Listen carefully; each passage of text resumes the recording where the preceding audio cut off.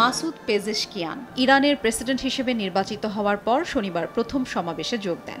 সংস্কারপন্থী এ নেতাকে শুভেচ্ছা জানাতে এ সময় ভিড় করেন তার সমর্থক শুভাকাঙ্ক্ষীরা। ভিড় ঠেলে মঞ্চে হাজির হয়ে তিনি জনগণের কথা শোনার প্রতিশ্রুতি দেন। ইরানের নতুন অধ্যায়ের সূচনার জন্য জনগণকে ধন্যবাদ জানান তিনি।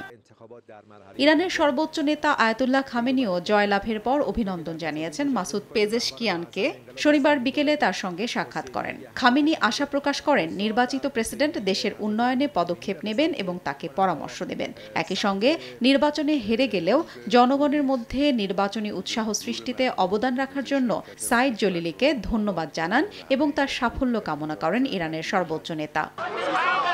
নবনির্বাচিত প্রেসিডেন্টকে অভিনন্দন জানিয়েছেন বিশ্বের বিভিন্ন দেশের রাষ্ট্র ও সরকার প্রধান। চীনা প্রেসিডেন্ট শি জিনপিং, রুশ প্রেসিডেন্ট ভ্লাদিমির পুতিন, ভারতের প্রধানমন্ত্রী নরেন্দ্র মোদি, সৌদি যুবরাজ এবং পাকিস্তানের পাশাপাশি কুয়েত, সংযুক্ত আরব আমিরাত, ওমান, সিরিয়া সহ বিভিন্ন দেশ থেকে পেয়েছেন অভিনন্দন বার্তা। অর্ধেক পাউডারে দ্বিগুণ উজ্জ্বলতা। নতুন রিন অ্যাডভান্সড অর্ধেক পাউডারে দ্বিগুণ উজ্জ্বলতা। এদিকে 22 জুলাই থেকে 5 আগস্টের মধ্যে ইরানের নতুন প্রেসিডেন্টের দায়িত্ব গ্রহণ অনুষ্ঠান হতে পারে বলে জানিয়েছে ইরানি গণমাধ্যম। শপথ গ্রহণ অনুষ্ঠানে বিদেশি অতিথিদের আমন্ত্রণ জানানো হবে বলেও জানা গেছে। ইরানের প্রেসিডেন্ট নির্বাচনের দ্বিতীয় দফার ভোট গ্রহণ শেষে জয়ী হন সংস্কারপন্থী নেতা মাসুদ পেজেশকিয়ান। 1,63,84,403টি ভোট পেয়ে জয় ছিনিয়ে আনেন তিনি।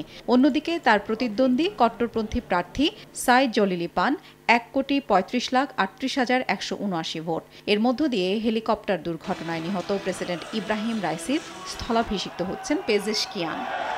হাফসাতুন্নেছা, সময় সংবাদ।